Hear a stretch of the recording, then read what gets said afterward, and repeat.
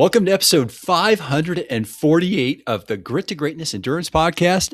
Coach April, it is Independence Day weekend. How about that, huh?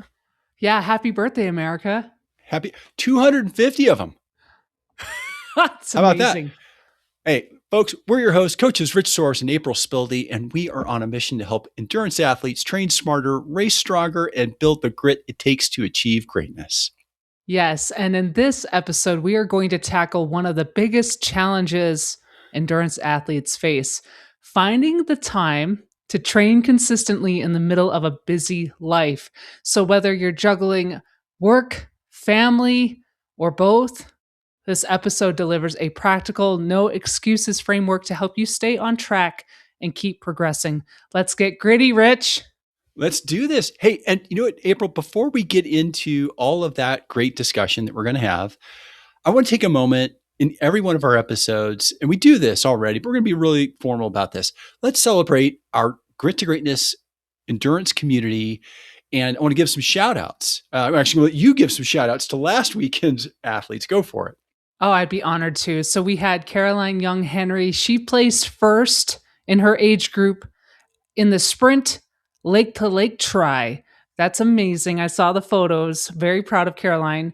Then we have Paul Hunziker. He placed second. I mean, we are just podium left and right here. He placed second in his age group at Sprint Black Diamond Triathlon in Washington.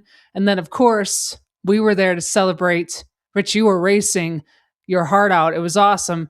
But we were there at Boulder Sunrise Bonanza with Sasha Goldsberry, who took first place in her age group in the Olympic. And then, of course, we got to meet and see Kevin race, Kevin Bauer.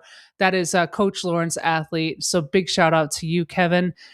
We loved having our Grit to Greatness team represented well at Boulder. Coach Rich, you were awesome as well, repping the gritty green. And then shout out to Neetu, who volunteered as part of her learning journey as a newer triathlete. We were just so happy for her as well.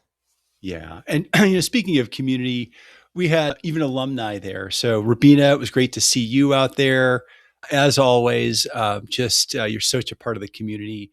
And hey, we got a big training weekend happening. I think, isn't Kevin Bauer out there with Coach Lauren in Lake Placid this weekend? They're going to do a little training camp. Yes. Yeah, good luck, guys. We're rooting for you. And hey, I am going to be riding my Pikes Peak climb tomorrow. And everybody who was kind of on the hook, maybe they'll go with me. Everybody got off the hook, I think. Yeah, I got one person waiting who might, but it's looking pretty doubtful, but we'll see. Well, I just want to celebrate you and congratulate you on keeping that tradition alive, because I know that is a commitment. I did it last year, did not make it to the summit, but also recognized I probably didn't have the right gearing, and I had an absolute blast with Rich. It was awesome. So I will be thinking about you from the comfort of my home as you are climbing America's mountain, Rich. Thank you. All right. We've got a few of our athletes that have upcoming races. We have Marcy, who's doing Leadville 50-mile Silver Rush. That's amazing. Also, Mike Murphy, who's taking on the Festival of Speed track racing. Wow, Rich. 1K and 4K in Pennsylvania. Isn't that cool? Yeah, that's amazing. I just talked to him this morning. His training format is so different.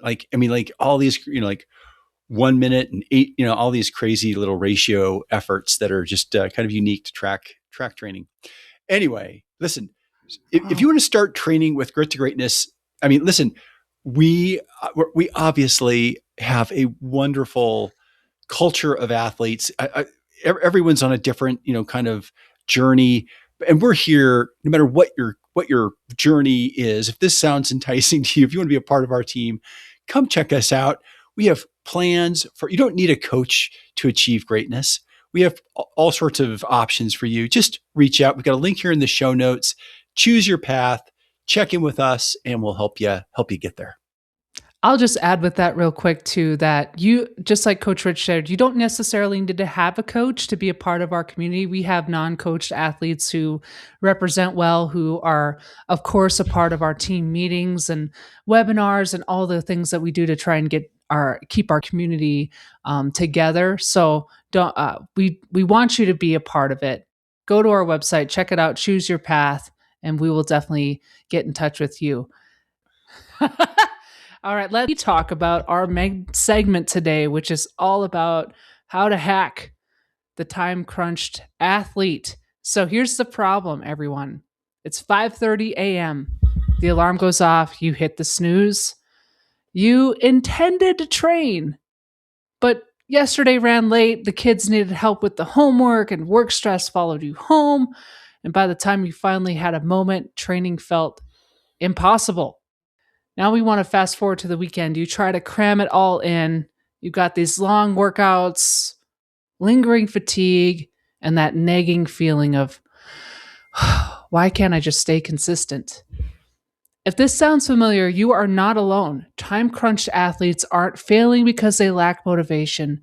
They're failing because their environment and their schedule aren't designed for success. This reminds me of one of the things in the one thing, Rich, around your environment not supporting your goals. And I feel like absolutely we can hack this a little bit on looking at the schedule. So over to you, Rich. I thought you were going to say, this really reminds me of you, Rich. And it kind of does. So, hey, listen, April, this is right up your alley, right? We're going to have a blast with this. Listen, we are going to help you build sustainable training habits. We're going to talk to you about how to build sustainable training habits. We're going to talk to you about how to integrate workouts into your real life, not just an idealized version of it. Talk about calendar blocking and how to eliminate decision fatigue and how to achieve consistency without sacrificing your career or your relationship. So instead of chasing perfection, hey, progress over perfection always. It's time to build a repeatable framework that works with your constraints. Introducing the Blueprint, key strategies to help you train smarter, stay consistent, and make progress no matter how full all the demands get.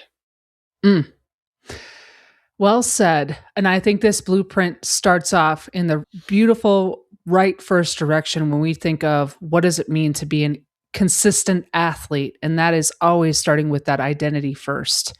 So we need to shift our focus from being outcome based, i.e., I need to train more, to identity based. So an example of that, I am a consistent athlete. I consistently do my workouts instead of I'm always late, or I never have time for this, or there's always something that takes this place. When you start to align your goals with your values versus outcomes, like that identity piece fits in, right? That comes into play. So we need you to think about this from the perspective of how, if I'm saying that I am a consistent athlete, how are my values and the time that I am dedicating aligning with that identity? And when you start to shift that, right, it can be a powerful motivator, as well as lining up the dominoes. This is going to be a lot of one thing language here, Rich, but lining up the dominoes so that you build the habits that you need so that this becomes your norm, your new norm. So we want you to ask, what would a consistent athlete do today given my real constraints? How can I align with the identity of being a consistent athlete? Remember that consistency is always going to outperform intensity. So even if it's just, I can only commit to this today, what would a consistent athlete do? They would still show up and commit to what they can commit to, and again, work to improve and optimize the schedule each day, each week, and over time. That's how we build the identity of a consistent athlete. Well said, Coach April. All right. Calendar blocking is key. This is where you gain your control. This is where you actually make the commitment. A wise coach mastermind coach, Tony Hampton, once said, we make time for the things that are important. We make excuses for the things that aren't. It's going to get on your calendar if it's important enough, and this and this comes down to, I'm going to put a little bit of a caveat here. You got to understand your priorities, right? When push comes to shove, what has the priority? But treat this like a commitment. This is just, this is like a meeting with your boss. It's not negotiable, right? You put it on, if it's on there, you're doing it. Fixed week training windows. That's a great place. Like if you can block out either a day of the week for your long ride or run, or that special time. For me, it's always going to be in the morning. I have 100% chance of doing it in the morning because I control when I set my alarm, regardless of what's going on. I also control when I go to bed. So that means I can control my sleep time. Now, in the afternoon, I can never predict how my day is going to end. So I always like to start with my most important things first. And yeah, there you go. If it's not on your calendar, it's not real. I completely agree with that. If you show me your calendar, I can tell you who you are, right? I can tell you what your priorities are. And if your calendar is not aligning with that identity that we just talked about, then we have a misalignment going on. So, how do we break that down so that we can actually make this work for us? Remember that not every day is perfect, and we need to plan for that. We're going to introduce here a 3-level workout system. So, not all of your workouts are created equal. And with that understanding, it can give you some grace to utilize that calendar, those priority sessions where they need to be. So, if you know, for example, Rich, I'm going to give you what happened 2 weeks ago, right? We had I Day, or in processing day, here at the academy, which welcomed in 1,100 new basic cadets. I had a early start to that day and a late finish. So knowing that Wednesday I was not going to be able to do any workout, I had to shift my calendar to prioritize those key sessions that I couldn't miss and let go of the ones that I could. So you want to look at, if you're using TriDot specifically here, you can see where your priorities are based on the scores aligned with the workout itself. And the higher score, or the more XP that you are looking at, that is typically the higher priority workout that you want to achieve. So if you're not using TriDot, that's okay. We want to share that you can typically figure out those key sessions by duration and intensity. So if you're not able to make a workout work, that's okay. You can make the priority ones work. And if we break this down into kind of an ABC model here, A would be the ideal. A workout would be all your sessions as prescribed. B would be modified. And this, again, talking through what's priority and what's not. This can be shortened. This can mean reduced intensity. And then we also have C, the minimum. Whether this is 15 to 20 minutes just to keep the habit alive, or it's, hey, one day I can do my long run. I'm not going to double up, triple up workouts just because I think I have to do them because I miss them in the week. You're identifying what those critical key workout sessions are and the amount of time that you can commit, and you're going to do it and then let it go. Keep moving forward. This eliminates that all or nothing cognitive trap. That really is such a, what a great discussion here, right? Because you don't need to do the full hour to get benefit from a training session. If it says an hour, Well right? said. Just like you said, 15 to 20 minutes, that C workout minimum, that 15 to 20 minutes, it might be the most important 15 to 20 minutes of that 60-minute workout. Do that. Absolutely. And this, really making this a habit, finding the trigger to be the thing that sets you up for the habit that you want to create. It might be might be after coffee, you do your mobility work. For me, after coffee, I do my run. For others, it might be after work, you do your run.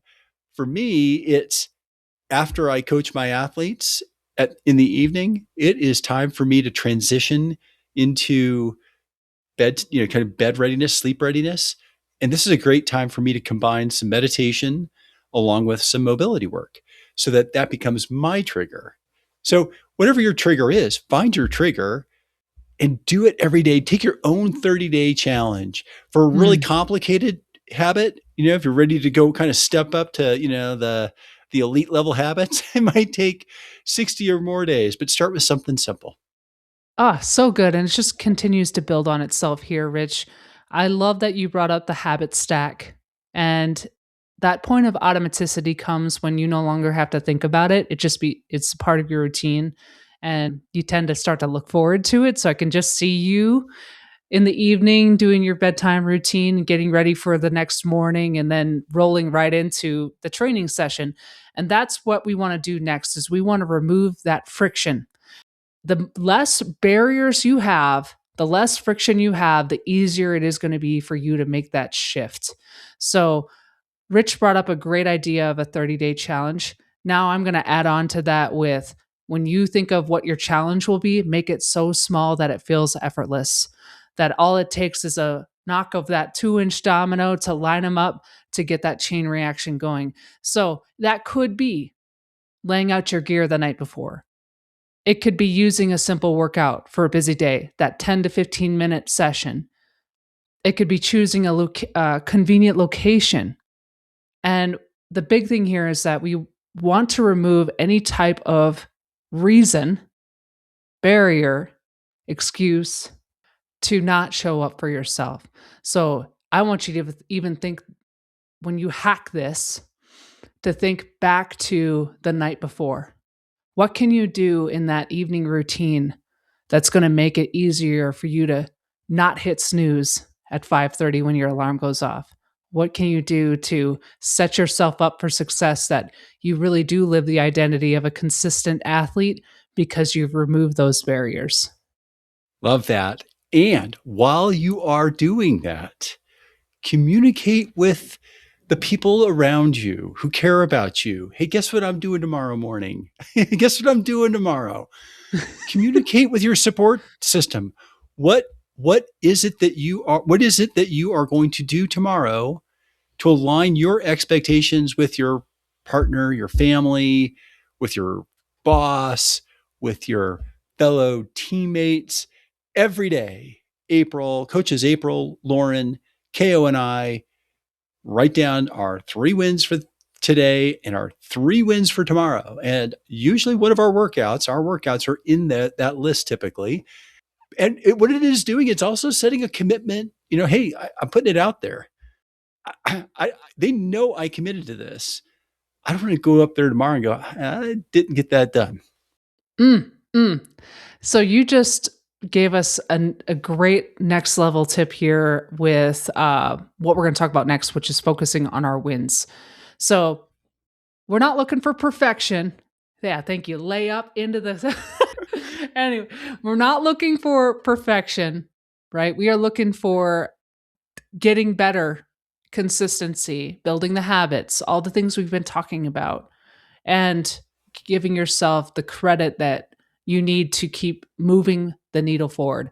So missed workouts are going to happen. Don't let that spiral you out of your habit.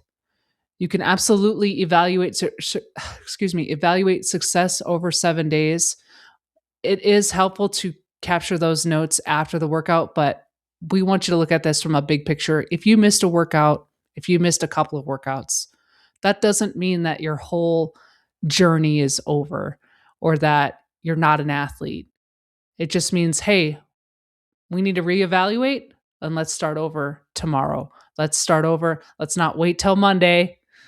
Let's start over tomorrow and get back on the horse, as they say, and aim for that 80-90% execution. I love the 80-20 Pareto principle. It's one of the things I live by, Rich, especially when you think about it from the TriDot platform. It kind of makes it easy when you think about like the 80 TrainX score, hitting 80% of your workouts, and then showing up consistently for yourself and getting the key sessions done. Guaranteed, more than likely, you're going to be hitting the nail on the head when you look at the big picture over time. Yep. Well, if that's not enough for you, I'm going to give you one last little tip here, and that is energy management and time management. Let's pull those two things together here. find out, like, you probably have a pretty good idea when your peak energy window is. For me, it's first thing in the morning. I just know Mm-hmm. it. And that is when I'm going to do my best work. It's going to be when I do my best thinking. And it's also going to be when I have just the most energy to really focus on things like, hey, paying attention to me and putting in, just having the resilience also kind of, by being fresh and feeling, knowing I've got a lot of energy, that's going to give me more resilience in my workouts. So is it early morning for you? Is it your lunch break? Is it the evening? I mean, everybody's different. Everybody has a different rhythm. Just schedule your key workouts around your high energy zones or high energy times, not just your available time. Engineer your schedule. Be the master of your schedule. Your call to action: take 10 minutes today, calendar block your entire week of training this next week. Shouldn't you take that long? Assign each session an A, B, or C version and commit to showing up no matter what. Mm. This is so kind of timely, Rich. I'm reading this book called Designing Your Life, and it's got these worksheets that come along with it where you basically map out your day, what happened the previous day, and you assign an energy and a positive or negative, right? So, how high energy and engaged were you? And how was the positive or negative of that moment? And I can't tell you how enlightening it has been for me. I totally can agree with you on the morning time. That is also my most productive, creative, high energy self. Like the state of flow can really come in during those times. But you don't know what you don't know. So That's if you right. really, take that 10 minutes to think about not only your calendar, but when is your flow state typically? When is your energy and positivity the highest? And that can really set you up also for optimizing your calendar. Yeah. So, here is the blueprint for time crunched athletes. First thing we want you to do is audit your current schedule. Identify those 30 to 60-minute windows and eliminate or reduce low value activities. Step 2, build your non-negotiables. Minimum weekly sessions, realistic, not ideal. Anchor workouts around your busiest days to make sure that you've got your best chance, and yeah, make sure that it's also in your energy zone. Love that. Actually, that's kind of a perfect reminder too that it's the science is there to show that if you have something that drains your energy, if you pre-plan something that's going to boost it, you're more than likely going to commit to the thing that's fatiguing you to get to the other side of the positive. So, encourage you to try that hack as well. So, Rich, if you have a busy work day and you're like, "Man, what's one positive thing that you could do to reset that energy when you go home or when you are heading into a coaching call or when you are heading into your evening routine?" Like, that's a really good way to offset the negative. So, we want you to create a weekly template. Pre-plan those workouts into your calendar. Actually, put them in your calendar, right? We're not just putting this in the clouds. You got to move it from clouds to calendar, and then color code those sessions for clarity. Step 4, communicate and align your stakeholders. Get buy-in from your family and support system and set expectations for your training time.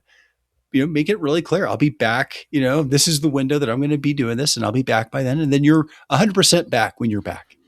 That's such a good reminder to bring in the stakeholders. They are everything. And they're also going to help you with keeping consistent. So much easier when you have a support system behind you than when you don't. So, step 5, your last step here, we want you to execute with flexibility. Life happens, and that is where we are being called to be adaptable. So, pivot points are important as athletes. Don't quit, and remember those short sessions still count. This is awesome. This is a great question. I'm so glad that we were able to take this one on this week.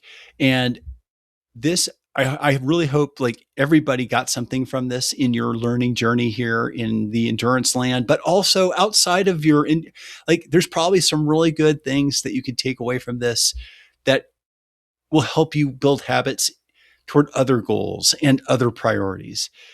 Listen, you've got a coach about your endurance training, you got a question about what we just covered here today, reach out to us or submit your question on our contact page. The link here is in the show notes. We would love to hear from you. We would love to dive in and address your question. Reach out. Rich, this just leads perfectly into our fun segment, which is called Time Crunched Confessions. So this segment is dedicated to every athlete, including you and me, because we're going to be spilling the beans here, who has ever looked at a completely packed calendar and said, sure, I could still fit in a workout. So because training does not always happen at the perfect time in the perfect place with perfect energy, perfect weather, and perfectly organized nutrition. Sometimes it happens at 4:47 in the morning. Sometimes it happens in a hotel gym with one treadmill, a broken fan, and a dumbbell rack that goes from 15 to 70 pounds straight. And also sometimes it happens because you realize you're exactly 38 minutes before the next thing on your calendar. So today we're confessing the weird, the chaotic, slightly questionable ways that we're making our training happen. And Rich, I'm going to read you a confession. And I want you to think of a time. And if it hasn't happened, that's okay. We'll move on to the next one. But I'm going to read a confession. And I want you to share a story with me of whether or not this is true here. I think I've got them all. Yeah. Okay. All right. All right. Confession number 1. I'll just do a quick one. Run all the time. Yeah. Bike all the time. I will do a 20-minute run. I just did one. I only had 20 minutes. I just did it. You know what? I think those are some of the best runs I go on is the I'll just do a quick one, because you get in, get out, get on with your day. And sometimes that's like the pat on the back that you needed to just let it go. Yeah. And I did the important part, I did a shorter warm up, and I did the important part, a short little cool down, and got it done, baby. Yes. Confession number 2, the parking lot transition. This morning. Out of Chatfield. Yeah, absolutely. Yeah. And I did it. Oh, I did it the other morning coming from the pool too, because I forgot to bring my work clothes into the locker. So I changed in my car to go to the office. That was pretty fun. I'll tell you one. Oh my gosh. So one of the days I had a really early morning at work, and I decided I was going to go straight from the pool to work. And of course, being in the military, you have a lot of uniform items, Rich. A lot of little knickknacks that you need to bring along to make sure you're in uniform is what it's called. So I thought I had everything, Rich. I thought as soon as I got to the office and started putting my gear on, that I was good to go. Well, I forgot my dang blousing straps, which is what you use to blouse your pants over your boots so it has a nice cuff, right? But being the ingenious person that I am, no, I didn't use that. I didn't use a hair tie because I got short hair. I used rubber bands. Rubber bands, baby. Those worked great for the day, and we made it work. So that's adaptability in motion. That's awesome. That's awesome. All right. Third confession. The meeting ends at 8:30. Workout. What does that mean? I think this means to me is what I was thinking was that it ends at 8:30, so I can go to the gym right at 8:30. Like it ends at 8:30, so I still have time between now and then to get this in. Does the meeting always end at 8:30 though? Like, would you do the workout before the meeting, or is it that you're trying to get the workout after the meeting? You're trying to get the workout after the meeting. Oh, gotcha. Okay. Yep. All right. For me, it's like so foreign to even think that I could actually go do that like in the middle of my day. Yeah. Like it lost. How about we do this? Could we do this? Meeting ends at 4:30. Yes. Okay. Sorry. You want to just set that up again? Yeah. So the meeting, confession number 3, the meeting ends at 4:30 workout. Yes. So I could totally get this one, because like I have a pretty tight window sometimes between work and the evening activities, but this I could really see trying to sneak in a quick one, maybe at the office or on the treadmill at the office or, on the treadmill as soon as I got home just before my evening work. So yeah, I've got those for sure. I would say that if this happens to me where I'm back to back, this is an occasion where I probably would have to skip it. Mm. When I think about meetings that are supposed to end at a certain time in the military, you're at the mercy of whoever's time you are on. It'll end when it ends. It ends when it ends. So most often than not, it's just one of those things where April, don't get stressed. You're adaptable. You are a consistent athlete, and we'll make it. We'll I'll pick it up in the morning. All right, two more. We've got the confession number 5, the lunch break run. Brunch. Brunch. Yeah. Oh yeah, one of my best friends from work, I did Ironman with for years. We would go on brunch. That's what we called it. I love that. And we would usually stop by a Jimmy John's on the way back, and we would have our iPhone, take a card with us, and yeah. Quite literally, run and lunch. I love it. Brunch. I learned this trick in reading. Oh goodness, now it leaves me. Oh, it's like it's Be Fit. I think it's Iron Fit. Be Iron Fit. They talk about brunches and how effective they are, even even when it sounds like it's too good to be true. A lunch break run is absolutely an awesome tactic. Finally, number 6. Look, the good enough workout. Rich, what does this mean to you?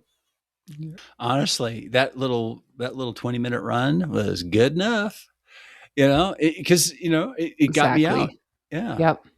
Yeah, it's that pat on the back you needed, like we talked about. Sometimes those even feel better than normal runs because you're like, I still made it work. Way to go. Right. Way to go. So here is your time crunch confessions reminder. Remember, you do not need a perfect day to train. You just need a realistic plan, a little creativity like those rubber bands and the blousing straps, and the willingness to stop waiting for ideal conditions. You want to make the workout fit the life you actually have. Get those miles in when you can, get that wrench in, lift when you can, rest when you need to. And if you've ever completed a workout in a parking lot, a hotel gym, a garage, a lunch break, or while your family wondered why you were wearing a heart rate monitor at dinner, congratulations. You are officially one of the gritty ones. Now let's go make it happen. Love that. Man, that was a great set. I love that. Yeah, agreed. And so relevant for so many people as life just is getting busier and busier. All right, well, let's close out with a quick shout out to Vespa. Vespa is not a nutrition product. It is just something that really helps you reduce your reliance on carbohydrates. It really helps you tap into clean, steady energy so you can stay strong, focused, and in the zone longer. Less sugar, higher performance, faster recovery. Use the code G2G Vespa15 to get 15% off of anything in your cart. And if you just use the link in our show notes, it'll automatically apply it for you. So give it a shot. As we close out today, being a time crunch athlete isn't a limitation. It's an opportunity to become more intentional, disciplined, and efficient. So when you master your time, you unlock your potential. So remember, you don't need more time. You just need a better plan. And consistency here is your superpower. There you go. Thanks for spending time with us today on the Grit to Greatness Endurance podcast. If you enjoyed this episode, please follow us and leave a rating on Apple Podcasts and on YouTube. It helps us reach more athletes just like you. Stay gritty, train smart, and keep chasing greatness. We can't wait to see you next week.